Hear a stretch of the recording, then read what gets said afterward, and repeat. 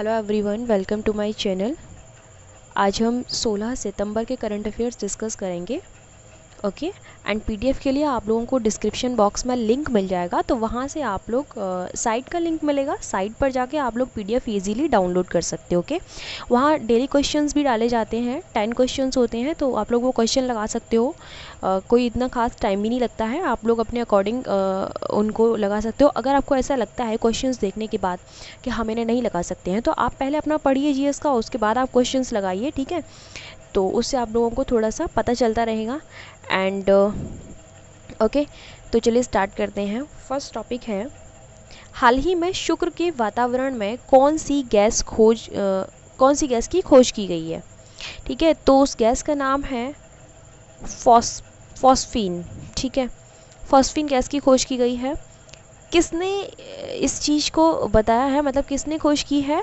Nature astronomy में प्रकाशित एक लेख में वैज्ञानिकों ने शुक्र ग्रह के वातावरण में फॉस्फीन गैस के अंश मिलने की सूचना दी है। एक्चुअली हुआ ये था 2017 में ही ये जो गैस है इसके बारे में पता लगा लिया गया था, बट तब से काफ़ी सारी जांच चल रही थी इस वजह से। तो अब इस चीज़ को सामने लाया गया है कि हाँ ये गैस थी, ठीक है, एक्चुअल में। तो अभी मतलब इस चीज़ पर निर्णय लिया गया है, 3 साल पहले मतलब इस चीज़ को खोज लिया गया था। शुक्र जो ग्रह है उसको आई होप आप सभी इसके बारे में जानते ही होंगे, लेकिन फिर भी एक दो चीज़ें बता देती हूँ जो क्वेश्चंस पूछ ले जाते हैं, ठीक है। पहली चीज़, शुक्र को पृथ्वी की जुड़ा बहन के रूप में जाना जाता है, ठीक है, मतलब उस नाम से भी जाना जाता है। शुक्र सौरमंडल का सबसे चमकीला ग्रह है। ओके, इसे भोर के तारे के नाम से भी जाना जाता है, भोर का तारा, ठीक है, मॉर्निंग स्टार कह सकते हो आप लोग इसे। एंड सांझ का तारा भी शुक्र को ही कहा जाता है। और अगर बात करते हैं सूर्य से दूसरा सबसे निकटतम ग्रह है तो वो भी आपका शुक्र है। ओके, चलिए नेक्स्ट है, हाल ही में किसे euro money awards of excellence 2020 द्वारा लाइफ टाइम अचीवमेंट अवार्ड से सम्मानित किया गया है? तो आदित्य पुरी को सम्मानित किया गया है, ठीक है, जो कि HDFC बैंक के प्रबंध निदेशक हैं, उनको यह अवार्ड दिया गया है। उन्हें भारत में एक विश्व स्तरीय बैंक के निर्माण के उनके कौशल के लिए यह पुरस्कार दिया गया है। यह पुरस्कार सर्वश्रेष्ठ बैंकों और बैंकरों को प्रदान किया जाता है। यह वैश्विक बैंकिंग उद्योग में शुरू किया गया अपनी तरह का पहला पुरस्कार है, ठीक है। तो आप लोग नाम याद रखना इनका कि किसको ये पुरस्कार दिया गया है, ओके, और कौन सा पुरस्कार है ये भी याद रखना। नेक्स्ट है, राष्ट्रीय इंजीनियर दिवस कब मनाया जाता है? तो 15 सितंबर को ये डे सेलिब्रेट किया जाता है। इस दिन भारत के सबसे महान इंजीनियर जिनका नाम था सर मोक्ष गुंडम विश्वेश्वरैया, या फिर उन्हें MV भी आप कह सकते हो, सर MV, तो उस नाम से वो प्रसिद्ध हैं, ठीक है, सबसे महान इंजीनियर थे वो। उनको आधुनिक मैसूर के जनक के रूप में भी जाना जाता है, ठीक है। उन्हें 1955 में भारत के निर्माण में उनके असाधारण योगदान के लिए भारत रत्न से भी उन्हें सम्मानित किया गया था।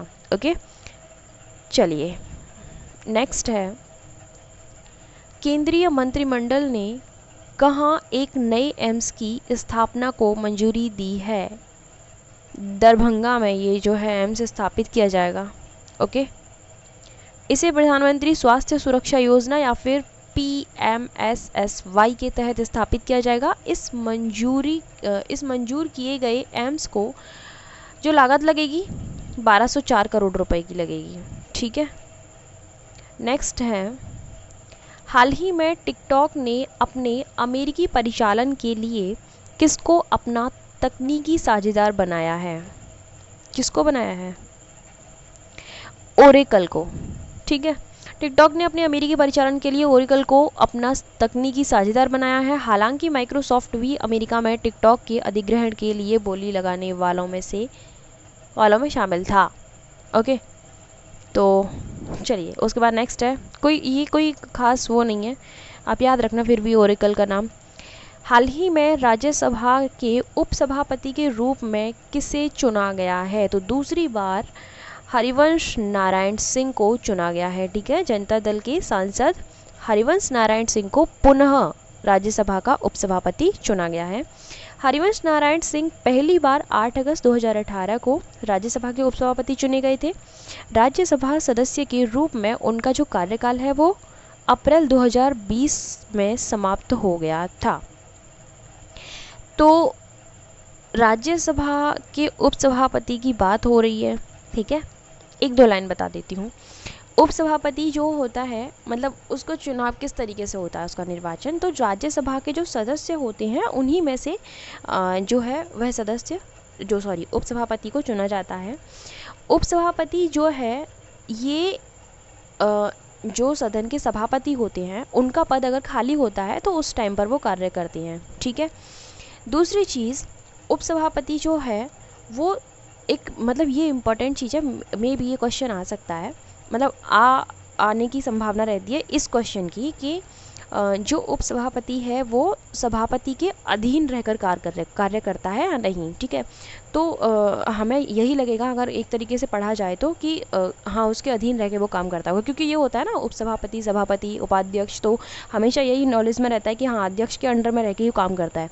लेकिन ये चीज़ दोनों के बारे में आप लोग जान लीजिए कि चाहे वो लोकसभा का अध्यक्ष हो या फिर राज्यसभा का अध्यक्ष, सभापति हो या उपसभापति या फिर उसका उपाध्यक्ष, ठीक है, ये दोनों ही उपसभापति और उपाध्यक्ष ना तो सभापति के अंडर में रह के काम करेगा उपसभापति, और ना ही लोकसभा का उपाध्यक्ष लोकसभा के अध्यक्ष के अंडर में रह के काम करेगा, ठीक है। वो उनका सीधा उत्तरदायित्व किसके लिए होगा, किसके लिए उत्तरदायी होंगे वो, लोकसभा के लिए, लोकसभा का उपाध्यक्ष होगा और उपसभापति राज्यसभा के लिए होगा। क्लियर।